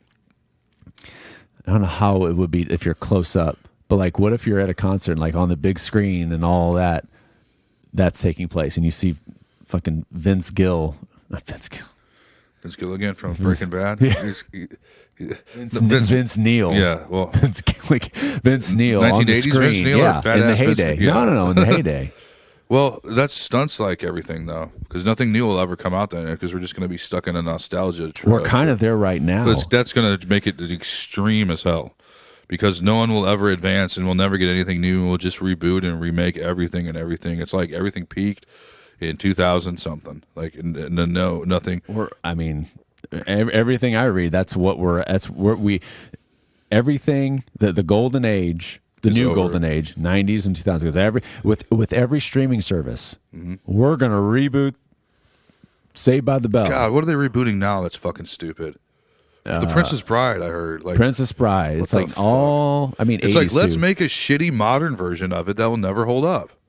That's pretty much everything. Like, who the fuck? Who like ever? What movie's been rebooted that people like better than the original? I think we already talked about this. Did we? Yeah, because we talked about Halloween. We didn't talk about no. That was different. We talked about original ideas and stuff being rebooted. I'm talking about an actual movie that was rebooted that was more successful than the original, where the original is just completely like ignored. Well, success like money wise, or just success culturally and money wise, where this reboot is now like. There's some people that think that Chick Ghostbusters movie is Ghostbusters, but it has not dethroned the original one. The new Jumanji was pretty good. Oh, that's a good example. There you go. Yeah, that's now. Is that together though, or is it replacing? It was very. There was only like two little parts because they. Do they acknowledge Robin Williams? His character, okay, yeah, because the game, the board game, washed up. Did he throw it? Didn't he throw it? I don't remember in the water? Jumanji. I think he did. He threw it somewhere at the end. It was a good movie. Anyway, it shows up on a beach, and the dad brings it to the kid in the 90s. Mm-hmm. The Robin Williams one. Yeah. Yeah. And then it somehow morphed into a video game. With The Rock and Kevin Hart, and now Danny DeVito's like it morphed into, and so it took place in the world that Robin Williams' character spent all those years. But it's a video game. Yeah, it kind of morphed the background into, of the video game is the jungle or whatever. Because it's not a video game. No, like the board game turned into a video cartridge. It was always a game. It was always they went inside the game. I got you. And that's a good example though, because that has kind of like usurped. But I was thinking it was a reboot too, and then I watched it, and then there was one line where some kid did get trapped in there for 20 years, and he said, "Oh, this was Alan Parrish's house or hut or whatever." It's still the continuing story. So that's not a reboot then. It's not a reboot, okay. And even if they didn't mention that, it didn't take place in this world. Mm-hmm. Like the first Jumanji did, it took place in the game world. That's interesting. So I guess it's a reboot, sequel, but it's, I think, almost. They're just a continuation. If you want to be technical, I would say those are sequels. Right. Because to me, a reboot is you revamp the whole story. Or the same character would be like Alan Parrish. You don't acknowledge that there was a previous film. This is the original. But I can't think of a reboot, an actual reboot where they redid it and had some other guy star as the character, or it was better than the original ever. I've never fucking. I mean, I can't think of one. Maybe like some old black and white movie that's been rebooted. Maybe. I mean, A Star Is Born is a good example. That had like Barbara Streisand and some other dude, and that was like an Academy Award-winning movie. But okay, so there you go. I just contradicted myself, but I can't think of. That is different to me because that's like a homage kind of thing. That wasn't like let's make money. That was like, well, have you seen it? A Star Is Born? No, it's really good. It's really good, and it's just the story modernized, which is what reboots are. They basically take a theme and they put it like in now. And not everything that happened works now. Like that works now because they made like the whole musical thing like modern and the issues modern. It worked. I don't find that lazy. I find that like a lot of effort was put in that. But you take like a franchise and you reboot it, like Men in Black. They just rebooted that, I think. Or was that a continuation of the Will Smith, Tommy Lee Jones? I mean, they had a girl in it, and then they had Liam Neeson in it, and the girl was the star. And then in between that, they had one where Josh Brolin was Tommy Lee Jones in the old days, and Will Smith went back in time. They had 3 of those with Will Smith, and then this new one, and I think it was panned. But then the Aladdin and Lion King did well. Are those reboots? That's Disney. That's different. Is that reboots? Because it's taking a cartoon and making it live. That's a whole different element. I don't know how you can classify that. Yeah. It's a reboot because it's the same characters and same. But the live factor, like with the Jungle Book, like having the animals talk, like that. To me, that's not lazy. That's like kind of innovative. Well, that's that's. If you like totally like Disney drew the cartoon lazy over again, like that'd be different. Yeah. I mean, it's just. Did you hear Rob Zombie talk about how Halloween, how that came about, how he got the job to direct Halloween? No, go ahead and say that. Well, I listened to about a little bit over half of it. These companies, and I don't know if it existed in the 70s or 80s, but like you said, Lionsgate owns this series, the Devil's Rejects characters, right? I'm just saying, like these companies, these big movie and big whatever umbrella companies own these entities that did well, and so I think it was Harvey Weinstein. He said the Weinstein Company. So he's like, he brought me in, and I had no idea what it was about, and he just said, "Hey, this Halloween, I have no idea what Weinstein sounds like. Yeah, we own the Halloween franchise. Let's bring it back. What do you got for us?" This is pretty much how it came. He goes, I had no idea. Like they just threw Halloween on my lap because they owned it. They owned Halloween. I don't know if it was a newly acquisition, but they owned it and they just wanted to. Did he talk about pissing them off? Pissing who off? Like when the direction he took the sequel, where he kind of made it all fucking weird and shit, and like I think he pissed off the Weinstein people. They didn't want like take the mask off half the movie. Like we don't fucking know. He brought up Halloween a couple times, but he said that he was like that was the. I don't know about the second one, but he said those were the most movies that he got a lot of input on, like a lot of like change this, change this, change this, change this, change this, change this, like a lot. Well, that's another thing I wanted on the subject of Zombie. So he did those are mainstream movies. Yeah, I would consider him an independent filmmaker. And he's doing his own thing, and he financed a lot of his projects. And it seems like Kevin Smith's going in that direction, where they're doing these underground, like indie movies, limited releases. You just kind of got to know about them. I mean, you got to like word of mouth kind of thing. Not meant to make a shitload of money. I mean, they got money behind them, but not like $100 million. So like you got him, and then you got, I mean, Robert Rodriguez I still think is pretty mainstream, and so is Quentin Tarantino, but they're from that like genre where they make the kind of movies, and I'm trying to think of more directors. I know Spike Lee crowdfunded one of his movies. I like some of his movies. I don't like some of his movies. He's interesting, and people like M. Night Shyamalan, I don't think I wouldn't consider him independent, but these are people that have fucking pissed off Hollywood for whatever reason because they wanted to do what they wanted to do. And I think I asked you this question. I don't know if this was on air or whatever on air. Would you, if you took your opportunity, would you do what you wanted to do, or would you please not please Weinstein, obviously you know what that entails, but would you please the big money man and deliver him the blockbuster he wants? Where I'm at in my career. Because what if you go for the blockbuster and it's a piece of shit and it fucking blows up in your face versus I'm proud of this? Like, you could shit on Rob Zombie's work, but he's fucking proud of it. And this is what he wants to do, and he's making it work. And yeah, a lot of people in film hate him because he pretty much used his fucking rock fame to like become a big time director.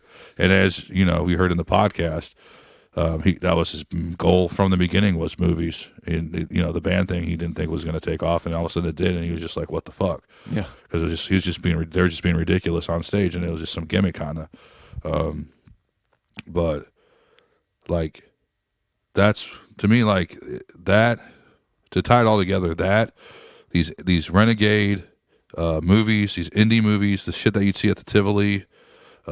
Sometimes they're at film festivals, they get nominated. The best case scenario for these films is they get nominated for awards and shit, and then they'll get like a lot of money out of that. Like Three Billboards, like that's not a mainstream movie. Three Billboards out of Ebbing, Missouri. That was, you know, but then it got Oscar buzz, and that like, oh my god, I call it the fish fucker movie, the one with like Michael Shannon. Yeah, but.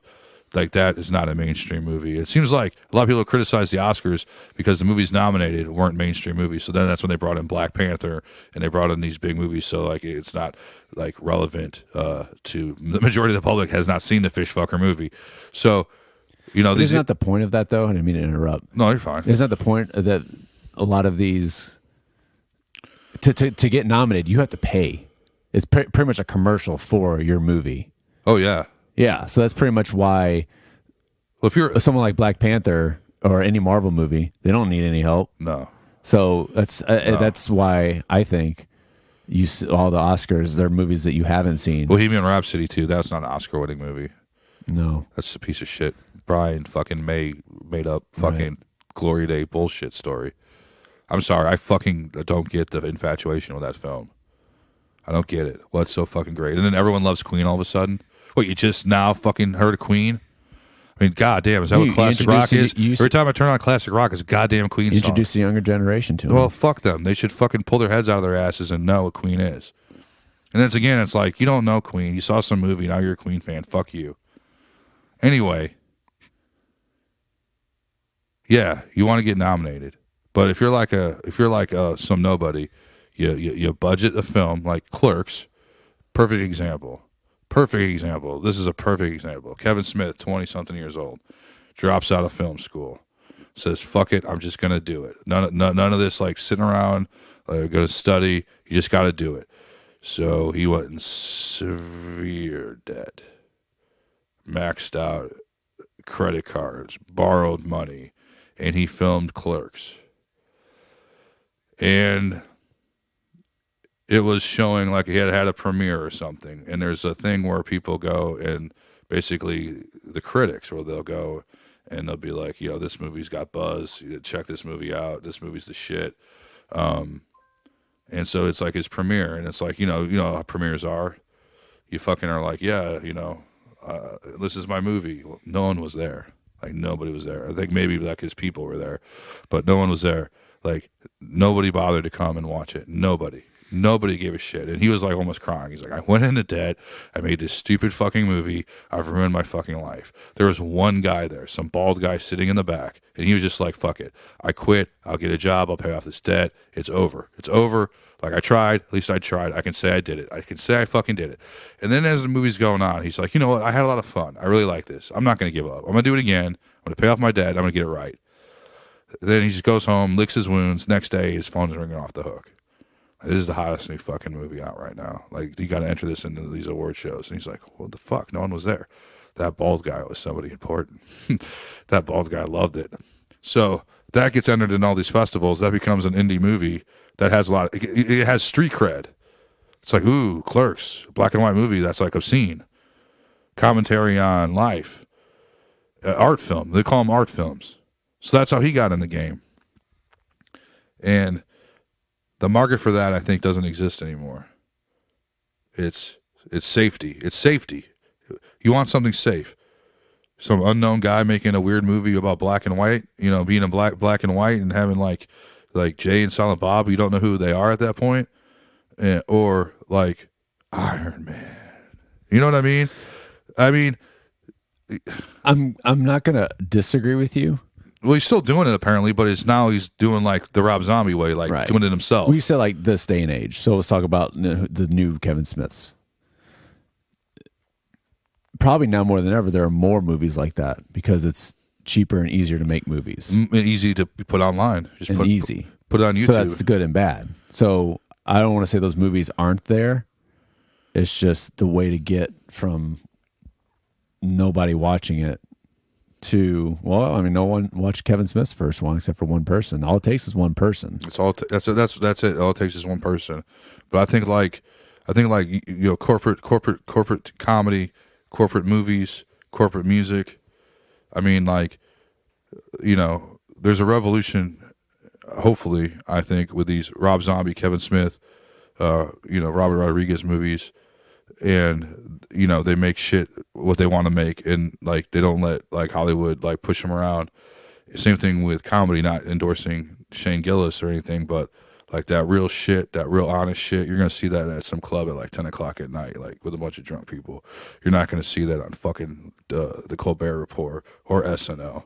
You're gonna see some fucking crazy like improv group doing weird shit like that. You know, that same thing with music. You're gonna see like a real show at like some club or Pops, not at the Enterprise Center. I mean, you will, but like that's corporate shit right there. And you want the money. I remember I was watching a Freddie Mercury interview on Queen, and they're like, "Why do you do it?" And he's like, "'Cause of the money." And they're like, "Seriously?" And he's like, "Yeah, anybody who says it's not for the money is fucking lying." And then he's like, "But on a serious note," and then he like went into like, "Oh, you know, we've been around for 10 years, and this is like our make or break, and we want to be considered." So he was kind of fucking around, but he was kind of serious. Like, money keeps you going. I don't think you need the money to keep the dream alive. Right. There's being greedy, and that's another thing Rob Zombie said. I don't know if he said it on Joe Rogan, but he said like he did some show one time. Did he say this on Joe Rogan? Where he was in like New York and like some guy came out and was like, "You're a fucking poser. You sold out." It was like when he put out his first album. Mm-hmm. Like, "You guys used to be hard. Now you're pussies." Typical. Everybody who makes it becomes a sellout. He's like, "Dude, like I live in my fucking van. Like, what the fuck did I sell out for?" Yeah. You know, because they didn't. You know, it wasn't like a you know. I don't. And then he's like, "To me, a sellout is you compromise your integrity to make money." You go, "I'm going to do something I don't want to do because I want to make money," versus I do something that's successful. That doesn't make you a sellout. Like, well, doesn't money equal success sometimes? It's all relative, I think, success. Well, like, do you want to sell out to broaden your audience and to reach the next level? That's a hypothetical question in this scenario. Well, Rob Zombie? No. This scenario, like, do you want to sell out, or do you want to whatever else you said? I in my like ideal world would just be able to finance my bullshit, live comfortably, and like have an audience that like I can engage in and like, you know, reach and entertain and like communicate and just kind of have a thing. I don't need the world. I also don't want to fucking be forced to do something I don't want to do to make some fucking Harvey Weinstein pedophile rapist happy. But don't you think, I feel like everybody needs at least one project like that? Yes. Hey, I was there, I did it, hated it, paycheck was nice, it financed my next movie. That was his Halloween and Halloween 2, I think. Like, that was his corporate like bullshit that he obviously fucked up. So back earlier in the podcast when you asked me, I think you asked me something like that. Like, what would you rather do? Depends where I'm at in my career. Kids as well. Because if I'm like, I've been doing it for 10 years, I'm still at like that bottom to mid level, but this could bring me to the top at least for this project. Hell yeah, I'd do it just for that one project. And that learning experience will either make me want to do it again for more money or go back down, but I have more money now. Also, like, I think what you're saying is like you do that big project, and then that gives you the ability and the street cred to do your art projects. You know what I mean? Yeah. Like, hey, this guy did this major thing, so now he's got this weird thing that nobody would give a second glance at. Well, but you got that cred, though. You know what I mean? Doesn't every actor, director, music, don't they all do that? What? Isn't it just you get the actor does the big, not every actor, but the actors who do the big stuff, and the directors that do the big stuff, and then their next one or next two are just That's what Kevin Smith said. Yeah. That was in Jane Silent Bob. It's like you do one for yourself, you do one for the art, you do one for the fans, you do one for yourself, the art, and then you do one for the money. That's the cycle. Yeah. But I don't know if like you're that free anymore to make that decision. But I think legit art is what I'm trying to say is in the clubs, music and comedy. But there's YouTube now. YouTube, there you go. YouTube. Anybody can just film it and put it on YouTube, and your career's over. What do you mean? Or your career skyrockets. How many? I mean, there's a fucking dude who's playing a club here, doing a stand-up show that's career off YouTube. There's a chick who is getting a late night show, and they're like patting themselves on the back. A first female late night host. Like again, like how long have late night shows been around? She's a YouTube star. Didn't Joan Rivers have her own late night talk show? Oh yeah. I mean, it wasn't very famous, but she can't say she's the first. No, it's a pat yourself on the back. I mean, she's a YouTube person, so it'll be interesting to see if that translates into TV, or do they realize that people are just going to watch it online? So let's get some online person, and then then why have a fucking TV station? We're just going to stream everything, because I think that's why they got her. It's like, late night show. It's going to be on after midnight. No one's going to watch it on TV, but everyone's going to watch her fucking like segments because it's going to be like YouTube pretty much. So these people are smart. Everyone's trying to figure out like how to make it work, kind of. How do we keep making money? Well, it's just the how do we trick these idiots? Transition from the old days of just broadcast TV to the internet disrupted this for the last 10 years, and now we're trying to make it all work again. Should have made it work at first, but hindsight's 20/20, I guess. Just like the music industry should have made it work. Hindsight's. I didn't mean to interrupt. Hindsight's next year. Hindsight's 20/20. It's next year. So many jokes now. Everyone's gonna be very reflective in that year. Oh my god. But yeah, well, that's gonna be an ugly year for obvious reasons. But Trump's second term. You think so? Yeah. Trump's gonna reign supreme for another 4 years of. Yep. 4 years of he drew a picture of a hurricane going to Alabama, so let's impeach him. History repeats itself. Well, Stephen Colbert's got once Republicans are in. George Bush Senior only did one term. Yeah, but he piggybacked off 2 terms of Reagan. He was Reagan's vice, and then Donald Trump's not going to let go that easily. No, don't think that the voters actually elect the president. Oh, so who does? The Illuminati. Yeah, I guess so, because apparently no one voted for him. I mean, that's what everyone said. Like, I didn't vote for him. Well, some fucking people did.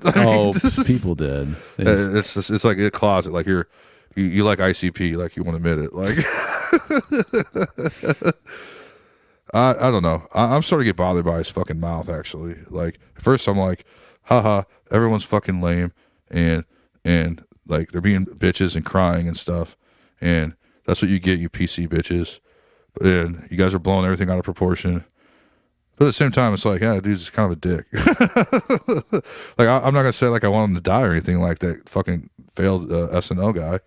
Well, he's not failed. He never got out of SNL, so technically I'm wrong. I mean, but like that's the kind of sentiment where like they're talking about killing a president.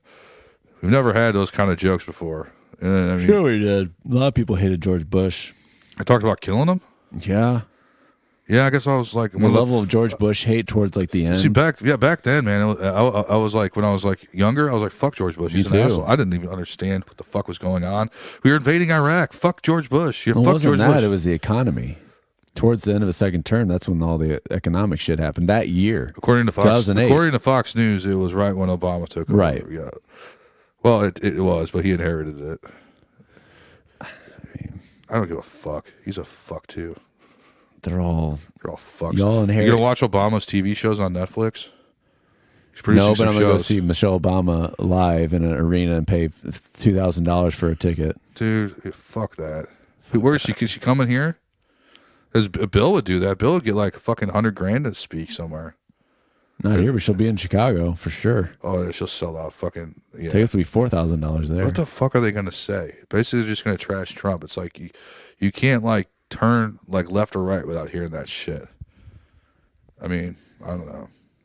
There's nothing you can do about it. You can protest and complain and cancel people but like it just seems like this is what I want to take away from this is they try and they, I mean,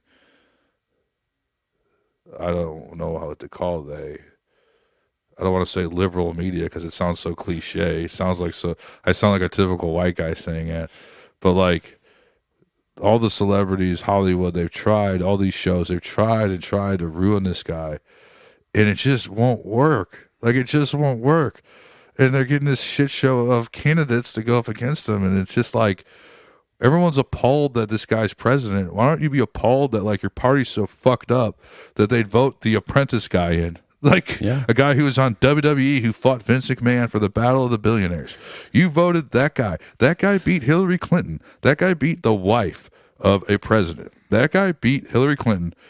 Feminist, womanizing, not womanizing. I've heard both ways with her, but who cares? I've heard they're all a bunch of freaks, the Clintons.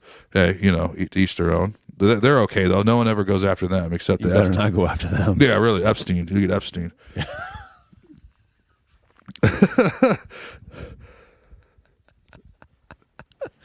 But like they rather have had fucking Trump. I mean, seriously, like if I ran it against Donald Trump. And I'm not being anti-Trump, but if I ran against some reality show fucking like loudmouth billionaire and he beat me, I'd have to like take a year to like reflect on what's wrong with me. Like when you have every fucking show kissing your ass. I mean, she went on Colbert and they ate cheesecake. Then he has like some like senator Republican guys like cutthroat, like Well, Jimmy Fallon like pluffed his hair. Yeah, that almost ruined Fallon. They attacked him for that. I know. He should have attacked him. He should have like stabbed him when he walked out. Yeah, this little boyish like thing he's got going on. It's like you're well into your 40s. Like quit. Like you're not some little boy anymore.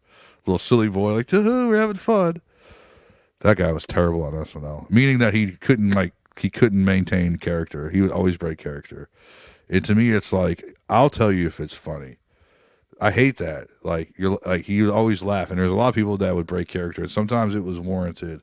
But it's also like you think you're really funny, don't you? Like you think you're cute. And maybe you know he won in the end. I remember. Anyway, back to Clinton. What were you saying about Clinton? I got one more story about SNL. Norm. Jim Brewer told a story to Howard Stern about Chris Kattan being an issue, like a douchebag. Surprise, surprise. And they had some sort of scene. Some sort of skit where like Norm was the doctor. Norm apparently was a huge asshole, like legit, like F you, I don't give a F you. And Chris Kattan was like badgering her about something, and they're like counting down to showtime. And Norm just right before they go on air calls him like the F word for gay, like in front of everybody, and then they go live. Sorry, I know I'm detracted, but I that was a great story. Well, if that happened now, you'd be fired. You're out of here. Yeah. Do you think, not to detract on that, but he's like, you know, he's one of those people that's like, I can't be funny anymore because everything's so sensitive.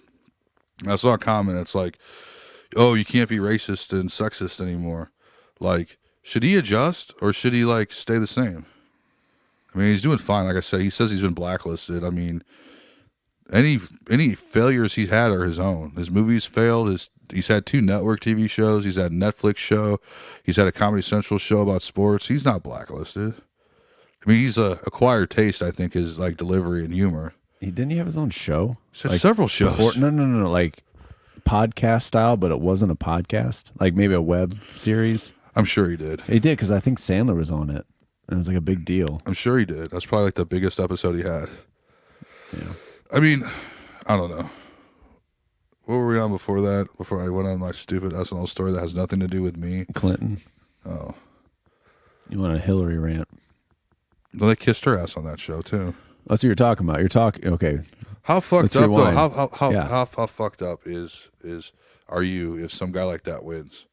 Like, and then so So let's fix everything and let's be better. No, let's just like attack him in every outlet possible, and then have like let's like have just these fucking people like go on Twitter and just do what he does, even though he complained when he does it. So we're gonna do the same thing, but we're gonna do the opposite and just basically call everybody a homophobe or racist that disagrees with us. Like that's not working. Apparently, that's not working because everyone who's interacting, again, as I said earlier, is not the majority. The majority of people do not have race baiting discussions online. Right. I mean, Alexandria Ocasio-Cortez is always starting shit.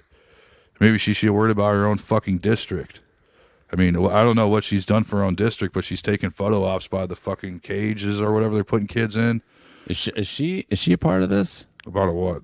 She's not running for president, is she? No, but she would if she could, though. God. Will. Oh, but I don't know, like, everyone's, so, like, the conservatives are like, she's stupid, she's unqualified, and then a part of me is like, well, fuck you, she's, like, legit, or she's not legit because she's not, like, rich and shit. Like, I think that's great, like, grassroots, like, someone who's not bought and sold, like, you know, she's a bartender, why you shit on her for being a bartender? She's not fucking rich, fuck you. So I get that, but she's like all about being famous. It's obvious. Like she just wants to be fucking famous. She doesn't like go debate somebody. Like she's running her mouth and like these like conservative people on Fox News not saying they're right. They're like, come and debate me. Like they would fucking own her ass. Yeah. She's just not. She's too green, and she needs to like shut the fuck up. And like she's making it worse. She's pissing people off. And then who's the Muslim senator that is like Trump's going after? Who's like go back to your country? Remember that thing? I don't know who it is though. She's they're saying she like married her brother and she did all this weird shit. Like, yeah, married her brother. I don't know the context. Like, she like it was incest or if it was like some sort of marriage to like get in the country or what. But she really downplays 9/11 a lot. Like, it's not that big of a deal, and that pisses a lot of people off. And there's like a new let's I don't know, like let's not give a fuck about that kind of shit. Let's not give a fuck about 9/11. Let's not give a fuck about the army. Let's not give a fuck about like law and order. Like let's just you know, socialism and free shit and no debt and everything and not, the majority of people that fucking vote aren't fucking buying it. And they can have as many fucking shows as they want. They're not going to do good unless they stop that.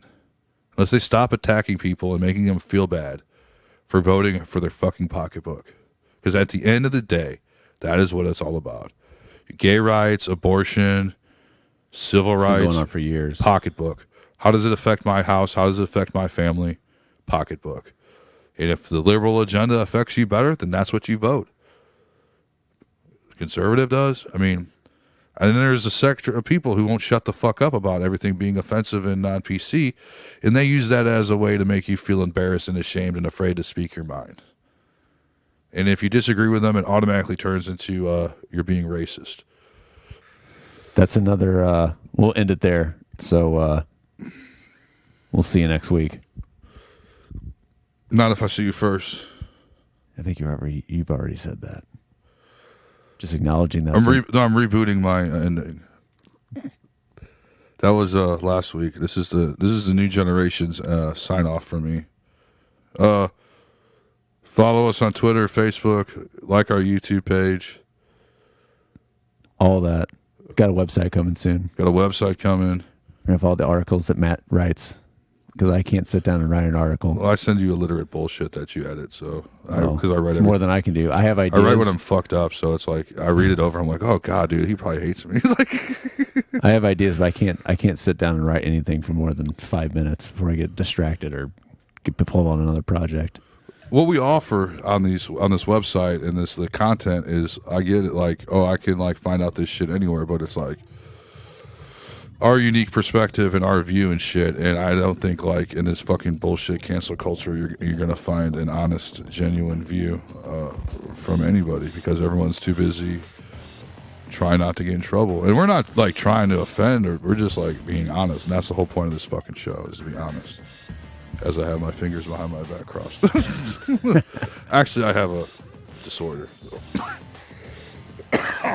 Just end it already. Just do it. We should be more professional, not the oblivious. We need to find a happy medium between It's done. See ya. And thanks for tuning in. Yeah, this is Matt and Jerry, and we're a bunch of wacky nuts, and we've had enough fun for tonight. And tune in next week, and you can hear more crazy analytical shit about social media and about movies and just about life in general. And we appreciate y'all for listening. Thank you so much. It's the Happy Medium with Matt and Jerry. Not that. This is a podcast ruiner. Oh, hashtag cancel the Happy Medium. On that note. We just Shane Gillis ourselves. On that note. No. Hashtag cancel Happy Medium. Make it trend.